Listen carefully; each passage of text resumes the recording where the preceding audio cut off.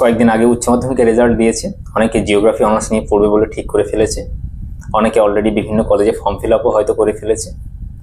তো তাদের এখন একটা প্রশ্ন মনের মধ্যে জাগবে যে জিওগ্রাফি অনার্স নিয়ে পড়লে কি টিউশন পড়তে হয়? এর উত্তরটা এক কথায় দেওয়া সম্ভব নয়, কারণ এর উত্তরটা হ্যাঁ এটাও যেমন ঠিক, আবার উত্তরটা না এটাও ঠিক। তো আজকের ভিডিওতে সেই বিষয়টা নিয়ে আলোচনা করব।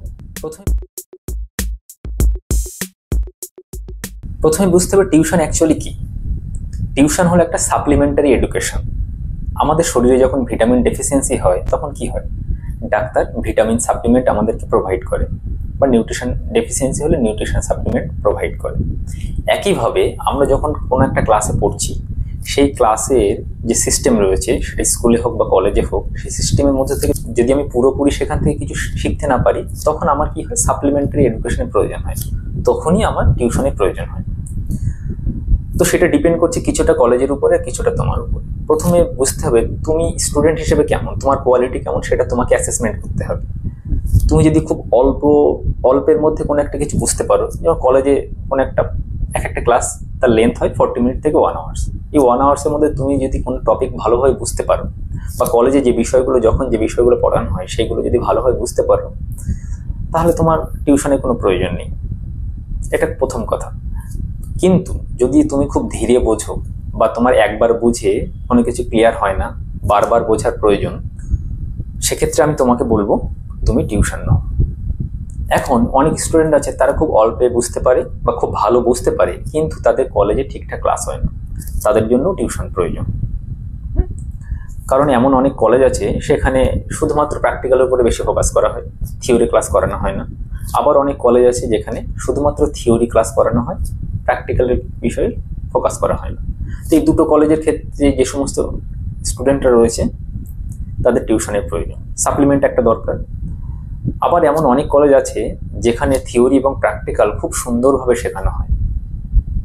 তো সেখান থেকে যদি তুমি পুরোপুরি শিখতে পারো, তাহলে তোমার আলাদা করে পয়সা খরচ করে টিউশন পড়ার কোনো প্রয়োজন নেই।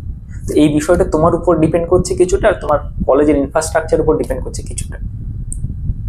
এখন টিউশন পড়বে কি পড়বে না সেটা তুমি ঠিক করে ফেলেছো, ধরে নেওয়া যাক তুমি ঠিক করে ফেলেছো যে টিউশন তোমাকে নিতে হবে, বা তোমার যা কন্ডিশন তাতে তোমাকে টিউশন নিতে হবে। এখন টিউশন কার কাছে পড়বো, এটা হচ্ছে পরবর্তী প্রশ্ন। এখানে চলে আসে কন্ট্রোভার্সিটা। প্রথমত একটা বিষয়, স্টুডেন্টের মধ্যে একটা টেন্ডেন্সি থাকে, যে কলেজে পড়ি সেই কলেজে প্রফেসর যদি পড়ায় আমি তার কাছে পড়বো চোখ বুলিয়ে, সে ভালো পড়াক বা খারাপ পড়াক। কারণ ইন্টারনালে মার্কস রয়েছে তার হাতে 10 নাম্বার বা 15 নাম্বার, যার ইউনিভার্সিটি বা কলেজে যেমন সিলেবাস সেই অনুযায়ী। তো এর কিছু ভালো দিক আছে, কিছু খারাপ দিক আছে, সেটা বলি। প্রথম হচ্ছে, সেই প্রফেসরের আন্ডারে পড়াটা হচ্ছে ইলিগাল, কারণ এটা গভর্নমেন্ট অ্যাপ্রুভ করে না। তো তুমি যেই পড়লে একটা অসামাজিক কার্যের সঙ্গে লিপ্ত হলে, এবং তুমি ইন ফিউচারে কিন্তু এই অসামাজিক কাজটাকে কিন্তু প্রমোট করছে। এটা হচ্ছে নৈতিকতার দিক থেকে বললাম। কিছু বেনিফিটও আছে। ওই কলেজের টিচারের কাছে পড়লে তুমি ইন্টারনাল ভালো মার্কস পেতে পারো, কারণ এখানে একটা বায়াসনেস কাজ করবে, সেই টিচার একটু বায়াসড হবে, ওর কাছে যারা বা ওনার কাছে যারা পড়ছে তাদের একটু বেশি নাম্বার দেবে। হয়তো তুমি তার কাছে পড়ে 10-এ 9 পেলে, তার কাছে না পড়লে হয়তো 10-এ 6 পেতে, এরকম একটা ডিফারেন্স আসবে। কিন্তু সেই টিচার যদি কলেজে ভালো না পড়ায়, তাহলে বাড়িতেও ডেফিনেটলি সে ভালো পড়াবেন, এটাই সঠিক।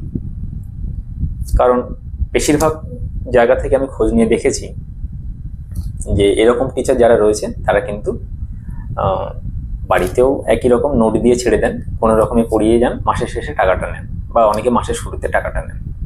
কিন্তু স্টুডেন্ট সেখানে পড়ছে কেন, ইন্টারনালে মার্কস ভালো হওয়ার জন্য। কিন্তু তারা এটা বুঝতে পারছে না যে ওই টিচারের কাছে পড়তে গিয়ে ইন্টারনালে মার্কস তাদের ভালো হচ্ছে ঠিকই, কিন্তু এক্সটার্নাল বা থিওরি এক্সামের ক্ষেত্রে তাদের মার্কসটা কিন্তু অনেকটা নেমে যেতে পারে। তো সাপ্লিমেন্টারি এডুকেশন কার কাছ থেকে নেবে, চেষ্টা করবে ওই ইউনিভার্সিটি বা ওই কলেজের বাইরের কোনো টিচারের কাছ থেকে। এবং সেই স্কুলের টিচার বা কলেজের টিচার হতে হবে এমন কোনো বাধ্যবাধকতা নেই। হ্যাঁ, এমন অনেক টিচার আছে যারা স্কুলেরও নন, কলেজেরও নন, কিন্তু দীর্ঘদিন ধরে টিউশন পড়ান এবং খুব ভালোভাবে পড়ান, এবং সেখান থেকে স্টুডেন্টরা খুব ভালো রেজাল্ট করে। তো এই বিষয়টা আমাদের খেয়াল রাখতে হবে। এখন কিভাবে সেটা বুঝবে যে কে ভালো পড়ায়, কে খারাপ পড়ায়? ওই একই ঘটনা, তোমাদের প্রিভিয়াসে যারা পড়েছেন তাদের কাছ থেকে তুমি ফিডব্যাক নাও। দ্বিতীয় কথা, তার ক্লাস অ্যাটলিস্ট 1 মাস করে দেখো, কোনো একটা টিচারের নাম শুনলে যে ভালো পড়ায় তার কাছে যাও, গিয়ে অ্যাটলিস্ট 1 মাস পড়ে দেখো। একদিন পড়ে কোনো একটা টিচারকে জাজ করাটা ঠিক হয় না। তাহলে এই দুটো বিষয় আসলো, যে কলেজের টিচারের কাছে পড়বে নাকি বাইরের কারোর কাছে পড়বে। তো আমি এক্ষেত্রে রিকমেন্ড করতে পারি যে ডেফিনেটলি বাইরের কারোর কাছেই পড়ো, কারণ কলেজের টিচার তার কাছে তো কলেজ থেকে ক্লাস করছো। তো বাইরে অন্য একটা জনের কাছে পড়ো, তার ক্লাসটাও নাও, তাহলে দুজনের কাছ থেকে তুমি আলাদা নলেজ পাবে, সেখান থেকে ক্রস চেকিং তুমি করতে পারবে যে কে ঠিক বলছে কে ভুল বলছে। সেক্ষেত্রে তোমার হয়তো আরো নতুন কিছু ইনফরমেশন জানতে পারবে। একই জিনিস যেটা কলেজে পড়ছো সেটাই যদি আবার টিউশনের বাজায় সেম টিচারের কাছে পড়ো, তাহলে তো ইনফরমেশন আলাদা তুমি কিছু পাবে না। তো ইনফরমেশন আলাদা না পেলে তুমি তোমার কনসেপ্ট বা তোমার যে ইনফরমেশনের ভান্ডারটা বাড়াবে কি করে। তুমি অনার্স নিয়ে পড়ছো মানে কি সেই সাবজেক্টে তুমি দক্ষ হবে ভীষণভাবে। একই টিচারের কাছে যদি 2-3 বার ঘুরে ফিরে পড়ো তাহলে সেক্ষেত্রে দক্ষতা তুমি তো আনতে পারবে না, তাই না? আর তার উপর আরেকটা বিষয় যে কলেজের টিচারদের কাছে পড়লে যে সমস্যাটা হয়, তারা বাড়িতে না কলেজে কোথাও সেইভাবে খুব কঠোর পরিশ্রম করে পড়াবে এরকম মেন্টালিটি নিয়ে তারা থাকে না, কারণ তাদের ইনকামের ব্যাপারটা কলেজ থেকে প্রচুর মাইনে পায়, প্লাস স্টুডেন্ট এমনিতেই পড়বে তারা জানে। সুতরাং সেই কেয়ার নিয়ে তোমাকে পড়ানোর চান্সটা খুবই কম। তো সেই বিষয়গুলো তোমরা মাথায় রাখবে। এখন ধরে নেওয়া যাক তোমরা ঠিক করে ফেলেছো যে বাইরের কারোর কাছে টিউশন পড়বে। এখন আরো কতগুলো প্রশ্ন তোমার সামনে উপস্থিত হতে পারে, বা আরো কতগুলো সমস্যা তোমার সামনে উঠে আসতে পারে। যেমন কিছু টিচার পাবে যারা ভীষণ সুন্দরভাবে নোট দেয়, কোশ্চেন ধরে ধরে অ্যান্সার লিখে দেয়। আবার কিছু কিছু টিচার আছে শুধুমাত্র টপিক ধরে স্টাডি মেটেরিয়াল দেয়। এখন সেখান থেকে কোন টিচারের কাছে যাও? এখানেও একটা সমস্যা রয়েছে। কোশ্চেন ধরে ধরে যদি নোট দেয় তাহলে ধরে নিতে হবে টিচার তোমাকে পঙ্গু করে ফেলেছে, কারণ তোমার মধ্যে যদি ক্রিটিক্যাল থিঙ্কিং ডেভেলপ না করে তাহলে তুমি সেই বিষয়ের প্রতি কখনো দক্ষ হতে পারবে না। তুমি দেখছো প্রিভিয়াস 10 বছরে যে কোশ্চেনগুলো এসছে তার অ্যান্সারগুলো ওই টিচার তোমাকে দিয়ে দিল, তাহলে ধরে নিতে হবে ওই টিচার তোমাকে অর্ধেক পঙ্গু করে ফেলেছে। কারণ তুমি যখনই উত্তর পেয়ে যাবে তখন কিন্তু সাবজেক্টটা খুঁটিয়ে পড়বে না, বা সেই টপিকগুলো কিন্তু কখনোই খুঁটিয়ে পড়বে না। তো সেক্ষেত্রে আমি রিকমেন্ড করতে পারি এমন টিচারের কাছে পড়ো যে টপিক ধরে স্টাডি মেটেরিয়াল দেয় এবং টপিকগুলো সুন্দরভাবে বুঝিয়ে দেন, প্র্যাকটিক্যালগুলো সুন্দরভাবে করিয়ে দেন। ঠিক আছে। আবার এমন কিছু টিচার পাওয়া যায় যারা কি সপ্তাহে 3 দিন পড়ায়, এমন কিছু আছে যারা সপ্তাহে 2 দিন পড়ায়, আবার এমন অনেক আছে যারা সপ্তাহে 1 দিন পড়ায়। কিন্তু এক্ষেত্রে আবার একটু কিছু ঘটনা রয়েছে। অনেক টিচার আছে কি মার্কেটিং এর জন্য বলে সপ্তাহে 3 দিন পড়ায়।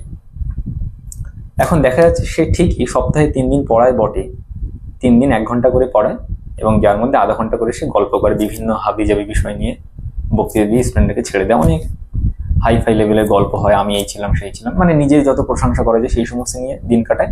সপ্তাহে 3 দিন স্টুডেন্টরা যাচ্ছে, তারাও খুশি, স্যার 3 দিন পড়ান। কিন্তু আলটিমেটলি অনার্সের ক্ষেত্রে সপ্তাহে 3 দিন পড়ার মতো সময় স্টুডেন্টের হাতে থাকা উচিত না, সে যদি নিজে পড়ে। আমরা যখন টিউশন পড়তাম, বিশেষ কিছু কিছু ক্ষেত্রে টিউশনের প্রয়োজন হয়েছে আমাদের, আমরা মাস্টার্সে কোনো টিউশন নিইনি, অনার্সের ক্ষেত্রে নিতে হয়েছিল। আমরা সপ্তাহে 1 দিন করে পড়তে যেতাম। তো অনার্সের ক্ষেত্রে সপ্তাহে 1 দিন 2 থেকে 2.5 ঘন্টা করে পড়াটা সাফিসিয়েন্ট। সেক্ষেত্রে খুব বেশি হলে সপ্তাহে 2 দিন পড়া যেতে পারে, 2 দিন হলে 1.5-3 ঘন্টা ম্যাক্সিমাম। এর চাইতে বেশি পড়াটা খুব একটা লাভজনক হবে বলে আমার মনে হয় না। 3 দিন বাড়ি থেকে গেলাম, পড়ে চলে আসলাম, যাতায়াতে প্রচুর সময় নষ্ট। আর ওই 3 দিন 1 ঘন্টা করে পড়ার চাইতে আমার মনে হয় 1 দিন 2.5 ঘন্টা পড়াটা একটু গ্যাপ দিয়ে ওটাই বেটার অপশন। তো সেক্ষেত্রে খেয়াল রাখতে হবে। কিছু মাস্টার আছে যারা টপিক ধরে বোঝায় এবং নোটটা জেরক্স বা প্রিন্ট আউট দিয়ে দেয়, সেটা অনেক ভালো জিনিস। আবার কিছু মাস্টার আছে তারা কেরামতি করে কি করে, সময়টা পার করার জন্য সপ্তাহে 3 দিন ডাকছে ঠিকই, কিন্তু নোট ধরে ধরে লেখায়। এতে কি হচ্ছে, আলটিমেটলি সময় নষ্ট হচ্ছে, যাওয়া আসা সময় নষ্ট, গিয়েও এফেক্টিভ লার্নিং কিছু হচ্ছে না। আমি নোট লিখবো কেন? এখনকার যুগে নোট লিখে সময় নষ্ট করার মতো সময় কি আমাদের হাতে আছে? কখনোই নেই। আর এইভাবে যদি সময় নষ্ট হয় তার কৈফিয়ত তোমাকে পরে দিতে হবে। কারণ তুমি নোট ভিত্তিক পড়াশোনা যখন করবে, কোনো চাকরি পরীক্ষা যখন বসবে, কোনো প্রশ্নের উত্তর করতে পারবে না, কারণ সেখানে এটা কাকে বলে সেটা কাকে বলে এই ধরনের প্রশ্ন আসে না, ওখানে সব অ্যানালিটিক্যাল প্রশ্ন আসে। সুতরাং তুমি যদি কনসেপ্ট ক্লিয়ার না করিয়ে নাও এই সময়, তার ফল প্রতিটা পদক্ষেপে তুমি ভুগবে। মাস্টার্স করতে গিয়ে ধাক্কা খাবে, স্কুল সার্ভিসে পরীক্ষায় বসতে গিয়ে ধাক্কা খাবে, নেট সেট বা পিএইচডির জন্য যে এক্সামগুলো হয় সেগুলো দিতে গিয়ে ধাক্কা খাবে। তখন বুঝতে পারবে যে তোমার মধ্যে যে ঘাটতিটি ইউজিতে তুমি কি বড় ঘাটতি করে ফেলেছো। তখন কিন্তু পূরণ করাটা তোমাদের ক্ষেত্রে খুবই ডিফিকাল্ট হবে। তো এই বিষয়গুলো একটু মাথায় রাখবে। তো আশা করি ভিডিওটা ভালো লেগেছে। যদি ভালো লেগে থাকে তাহলে বন্ধুদের কাছে শেয়ার করো, তারাও উপকৃত হোক। আমি চেষ্টা করেছি পুরো ভিডিওতে আনবায়াসডভাবে কথা বলার। আমি নিজে একজন টিউশন টিচার, জিওগ্রাফি অনার্স বা মাস্টার্স দুটোই পড়াই, কিন্তু আমি আমার স্বার্থে বিষয়টা আমার অ্যাঙ্গেলে কখনোই নিয়ে আসিনি, আশা করি। তো যাই হোক, পরবর্তী ভিডিও কোন বিষয়ের উপরে পেতে চাও অবশ্যই কমেন্ট বক্সে জানিও। আমি চেষ্টা করব সেটা বা সেই বিষয়ে কিছু কথা বলার।